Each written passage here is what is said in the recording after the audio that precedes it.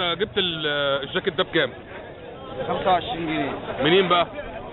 من شارع الجمهورية. تمام.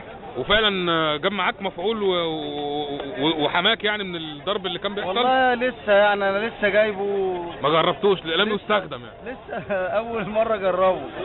تمام. بس ما شاء الله شياكة قوي يعني. وايه دي نبلة؟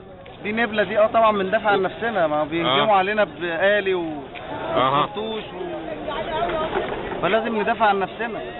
تمام. انما احنا ما بنهجمش عليهم، هم اللي بيتعدوا علينا. انت وقتلوا منا كتير وعوروا منا كتير وحسبنا الله ونعم الوكيل فيهم. طيب الرأي العام كله بيبص ان الاعتصام ده بس لتأييد انصار ابو اسماعيل او لتأييد لا طبعا، ابو اسماعيل. لا خالص. لا نهائي. ده كل المصريين كلنا نازلين لحاجة واحدة بس، فتح حكم العسكر. تمام. الف شكر لحضرتك.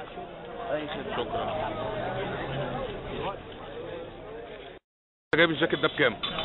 لا ده بيدفع هنا عشان حصل فينا امبارح. فجايبها مجموعة لما فلوس من بعضيها. وجبنا اللي يعني المجموعة معينة اللي هي قاعدة في الميدان. انت صوتك رايح ليه كده؟ السبب اللي احنا كنا فيه يعني والهتاف 25 و35 جنيه. بيتباع كده وبيتباع كده. بس عمل نتيجة امبارح يعني، دفع صد حاجة. ايوه ما احنا جايبينه النهارده عشان يسرق. انت يعني بس انت امبارح كنت من غيره. فانت النهارده عملت حسابك. عملنا حسابنا، مش ليا لوحدي. الناس كلها عملت كده؟ تمام. والخوذ دي بتتباع على باب الاعتصام؟ ايوه بص كنا من غير خوذ ده خرطوش اهو. واخد طوبة انا بدك تفوزاني. الحمد لله ربنا ستر. وخدت بدك طوبة في صدري بس كده. انا ما حملنا على اي حاجة الحمد لله والحمد ربنا، بس بدك يشيل عننا حاجات بإذن الله. بإذن الله. يلا تسلم يا بطل. السلام عليكم.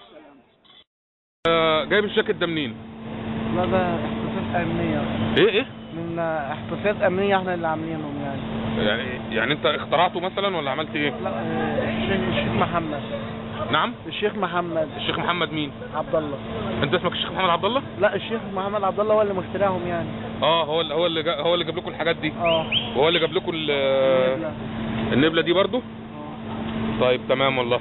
وده فعلا عرف يحميك الجاكيت ده ولا؟ لا بيحمي من الخرطوش وال علي صوتك شويه بس. بيحمي من الخرطوش والبلي والطوب وكده. ده فرقوا عليكم مجانا ولا كان بفلوس؟ لا مجانا. تمام. الف شكر لحضرتك.